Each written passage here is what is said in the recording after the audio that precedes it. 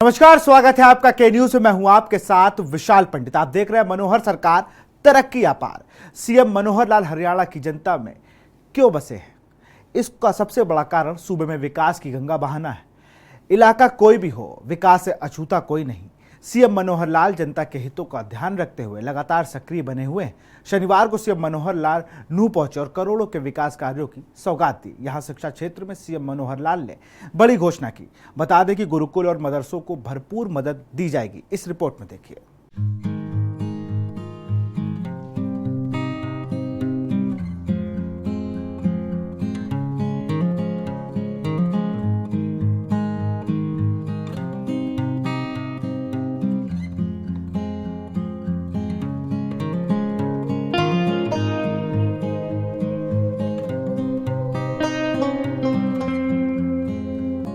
CM की नूह को सौगात। हरियाणा के मुख्यमंत्री मनोहर लाल नूह के दौरे पर पहुंचे और यहां राज्य स्तरीय राजा हसन खान मेवाती शहीदी दिवस कार्यक्रम में हिस्सा लिया। इसके अलावा सीएम मनोहर लाल ने गांधी ग्राम में राष्ट्रपिता महात्मा गांधी और नगीना में शहीद हसन खान मेवाती की प्रतिमा का अनावरण किया। वहीं सीएम ने नूह बार एसोसिएशन के चैम्बर में आधारशिला भी रखी। आपको बता दें कि सीएम हरियाणा कौशल रोजगार निगम के जरिए मेवात के लिए नियुक्त शिक्षकों को अपॉइंटमेंट लेटर भी प्रदान किए, जिससे उनके चेहरे खिल गए। इस दौरान सीएम मनोहर लाल ने जनता को करोड़ों की परियोजनाओं की सौगात दी। वहीं आपको बता दें कि हमारे देश में शहीदों को सम्मान दिया जा रहा है। सरकार ने जो नई शिक्षा नीति बनाई है, उसमें 8वीं के पाठ्यक्रम में शहीद राजा हसन खान मेवाती के बारे में आपको पढ़ने को मिलेगा। बता दें कि 15 मार्च 1527 को खानवा के मैदान में राजा शहीद हसन खान मेवाती अपने 12,000 घुड़सवारों और राणा सांगा के साथ मिलकर बाबर से युद्ध करते समय शहीद हो गए थे। उनकी याद में 15 फुट ऊंची प्रतिमा का अनावरण करना अपने आप में शहीद के प्रति सच्ची श्रद्धांजलि है। आज का दिन आप सबके लिए बहुत मुबारक का दिन है कि हम उनके उस समय के किए हुए काम उनको आज हम याद कर रहे हैं। आज हम याद कर रहे हैं, हमारे आने वाली पीढ़ियां वो भी याद करेंगी कि मेवाती हसन खां उन्होंने अपने बलिदानी देश के ऊपर दी थी और देश पर बलिदान होने वाले लोगों का नाम सदियों तक, जब तक चांद और सूर्य रहेगा तब तक उनको याद किया जाता रहेगा। भाइयों बहनों, केवल शहीद आजम मेवाती हसन खां का ही नहीं, बल्कि मेवात के साथ एक और बड़ा नाम जुड़ा हुआ है और वो नाम जुड़ा हुआ है राष्ट्रपिता महात्मा गांधी का। आज आते ही सबसे पहले घासेड़ा गांव में राष्ट्रपिता महात्मा गांधी की मूर्ति का भी आज अनावरण वहां किया गया है। मैं उसके लिए भी आपको बहुत बहुत बधाई देता हूं। भाई बहनों, हसन खां मेवाती एक केवल एक नाम नहीं है, बल्कि एक ऐसा विचार है, ऐसा जज्बात है कि जो अगर हमारे अंदर आता है तो हम सबसे पहले अपने को नहीं रखेंगे, खुद को नहीं रखेंगे, बल्कि सबसे पहले वतन को, देश को, राष्ट्र को याद रखेंगे। अगर हमारा देश, राष्ट्र सलामत है तो हम तो अपने आप सलामत हो जाएंगे। गारंटी है, ये गारंटी है। तो मित्रों, एक कसक जब भी मैं मेवात में आता था मेरे मन में रहती थी कि मेवात का इलाका जब मैं देखता हूं तो न मालूम पिछली सरकारों ने वर्षों तक यहां के लोगों को एक वोट बैंक के नाते तो उपयोग किया, लेकिन इस इलाके की खुशहाली के लिए, इस इलाके के विकास के लिए मैं नहीं समझता कि जब से हरियाणा बना और 2014 से पहले किसी ने कोई सद्बुद्ध ली होगी। नहीं ली, नहीं ली। हम सोचते थे इलाके में आते क्यों इतना पिछड़ापन है। हमने तो 2014 में जहां मैं चुनाव लड़ा था उस समय कहा था कि हरियाणा मेरे लिए पूरा परिवार है, हरियाणा एक, हरियाणवी एक, कोई भेदभाव नहीं करेंगे, तो चाहे मेवात में राजनीतिक फायदा हमको हो ना हो, हमारा कोई प्रतिनिधि हो के ना हो, हमारा कोई एमएलए हो के ना हो, लेकिन जो काम मेरे करनाल में होगा वही काम मेवात में भी होगा मित्रों, वही काम मेवात में भी होगा। हरियाणा की 8% विकास दर।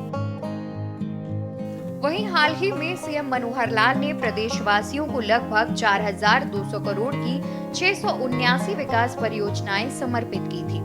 दरअसल पिछले 10 सालों में मुख्यमंत्री मनोहर लाल ने हर हरियाणवी के जीवन को सुखी बनाने के लिए अनेक कार्य किए और जिस परियोजना का शिलान्यास किया उसका उद्घाटन भी किया।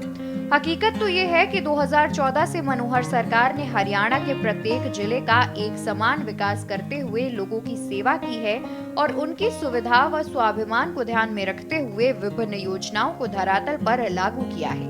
हरियाणा की 8% की विकास दर इसी का परिणाम है। यही वजह है कि बेहतर इंफ्रास्ट्रक्चर और प्रदेश की प्रगति की यह परियोजनाएं निश्चित ही लोगों के लिए अत्यंत उपयोगी सिद्ध होंगी।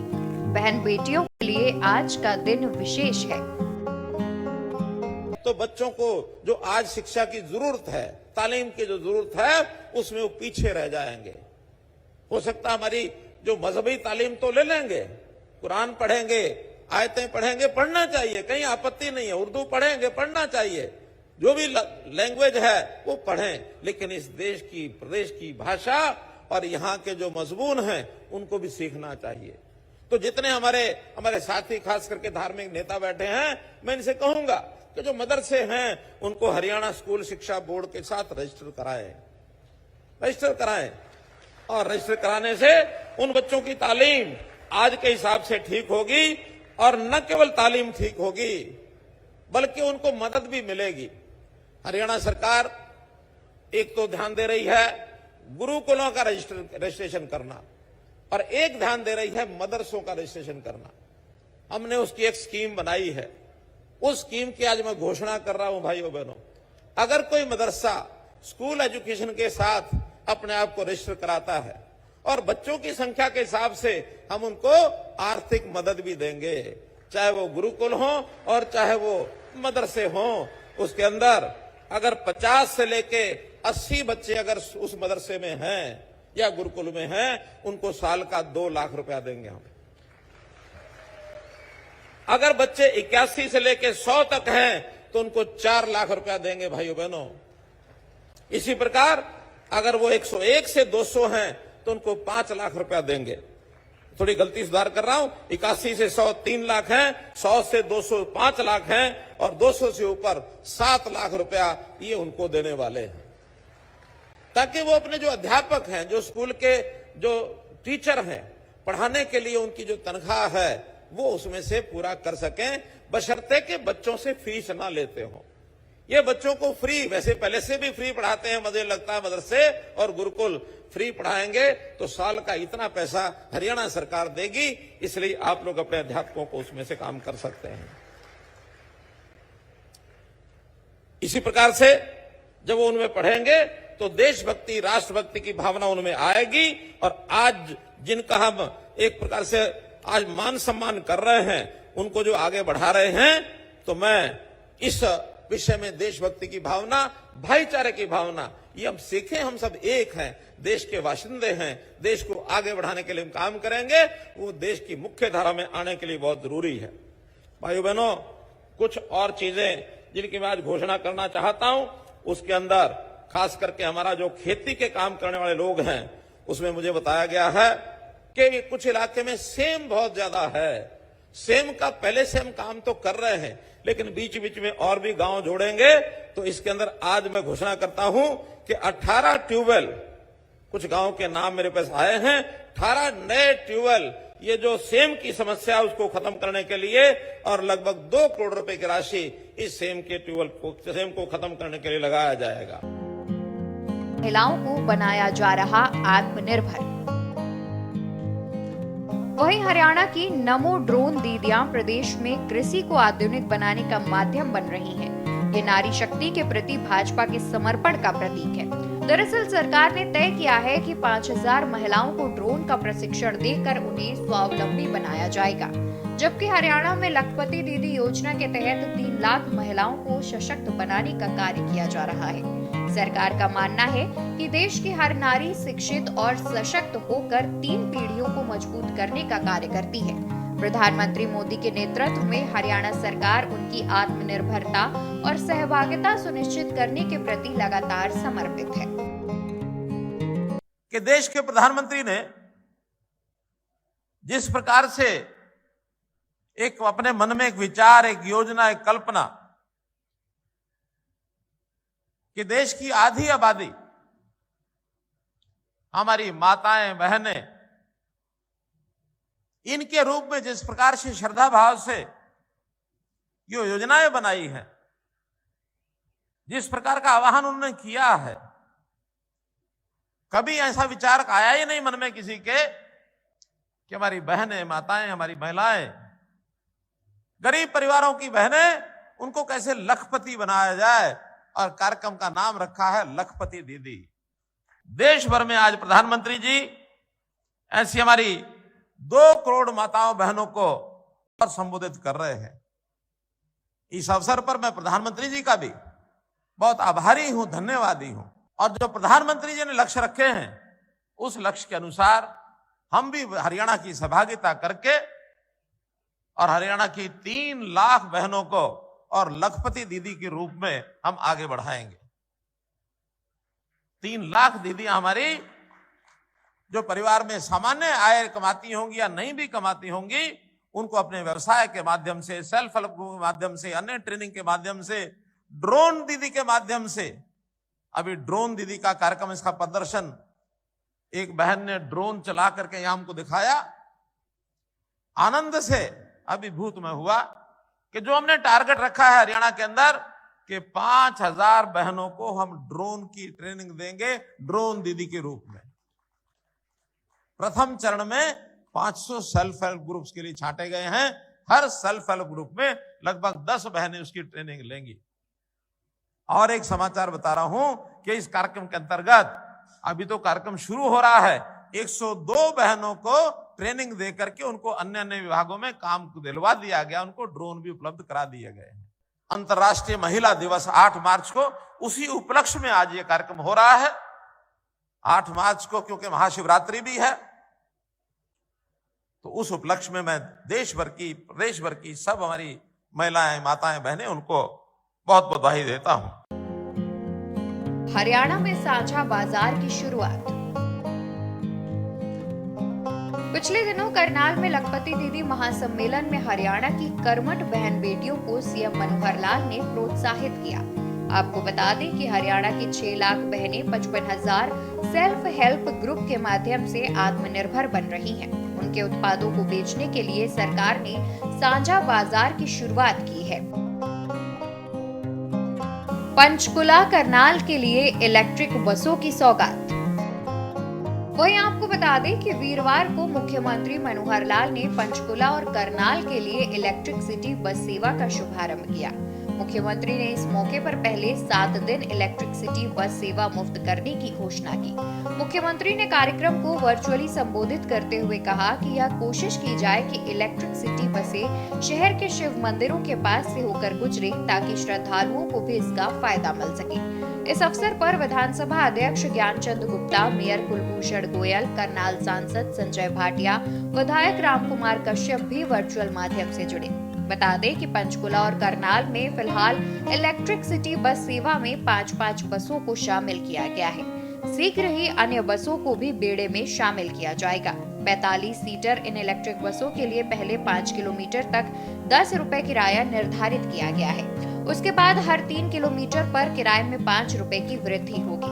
सिटी बस सेवा का रूट भी शहर के लोगों की मांग व आवश्यकता को ध्यान में रखकर तैयार किया गया है। शहर के साथ लगे कस्बों में सिटी बस सेवा का चरणबद्ध तरीके से विस्तार किया जाएगा। अभी तक 375 बसें खरीदी गई हैं। 5 शहरों में जल्द इलेक्ट्रिक बस सेवा। सीएम मनोहर लाल ने बताया कि इससे पहले ये सुविधा पानीपत और यमुनानगर में शुरू की जा चुकी है।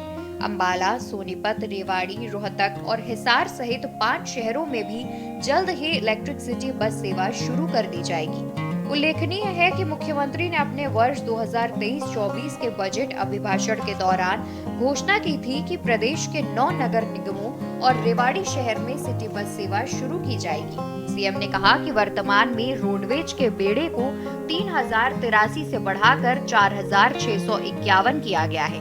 साथ ही किलोमीटर स्कीम के तहत 562 बसें चलाई जा रही हैं। नई लॉन्च की गई इलेक्ट्रिक बस सेवा एक शून्य उत्सर्जन वाहन है, जिसके अपने संचालन के 10 वर्षों में लगभग 4,20,000 लीटर डीजल की बचत होगी। इससे न केवल प्रदेश के लोगों को सुगम परिवहन का लाभ मिलेगा, बल्कि पर्यावरण प्रदूषण को भी कम करने में मदद मिलेगी। ये बसें तेजी से चार्ज होने वाली लिथियम आयन बैटरी द्वारा संचालित है और real time passenger information system, आपातकालीन स्थिति के लिए पैनिक बटन, वाहन स्थान और ट्रैकिंग सिस्टम, सीसीटीवी कैमरे, public address system, stop request button, fire detection और अलार्म जैसी सभी आधुनिक सुविधाओं से लैस है। क्या करिए, इसका नाम है सिटी बस सर्विस। तो सिटी बस सर्विस में हमने अभी तो डिपार्टमेंट ने बैठ के, अधिकारियों ने बैठ के कुछ रूट तय कर लिए हैं, लेकिन उन रूट्स की आवश्यकता कहाँ है, कितनी है, तो ये शहर के लोगों को ही पता होता है, विभाग के लोगों को उतना ज्यादा पता नहीं होता है। और ये मेरा अनुभव गुरुग्राम का है कि जब उन्होंने अपने ढंग से बसें चला दी तो बसें बहुत घाटे में चलने लगी। और हमने कहा कि जिन सवारियों से पूछो जिनको बसों को चल लेके जाना है, जहां रूट बनाने हैं, जैसे ही वो रूट उनके द्वारा पूछे गए तो 1 महीने के अंदर अंदर जो रेवेन्यू पहले आ रहा था उससे 3 गुना रेवेन्यू बढ़ गया, घाटा कम हो गया। आज भी घाटे में है, लेकिन सवारी बताएगी कि मुझे कहां से कहां तक बस चाहिए। इसलिए चाहे कोई एक एप्लीकेशन बनाए, पोर्टल बनाए डिपार्टमेंट की ओर से, और शहर से पूछें कि बस कहां से कहां चाहिए। लोगों की डिमांड जब आएगी, रूट्स कुछ परिवर्तन करेंगे, या जो नई बसें आएंगी उन नई बसेज में उनके साथ जोड़ करके और उन इलाकों में भी सर्विस दी जा सकती है। सिवा के लोगों को बहुत बहुत बधाई कि इस जमीन के ऊपर ये जो बस अड्डा है जो हम देख रहे हैं, इसका शिलान्यास भी मैंने किया था और पिछले 18 जुलाई 2023 को इसका उद्घाटन भी किया था।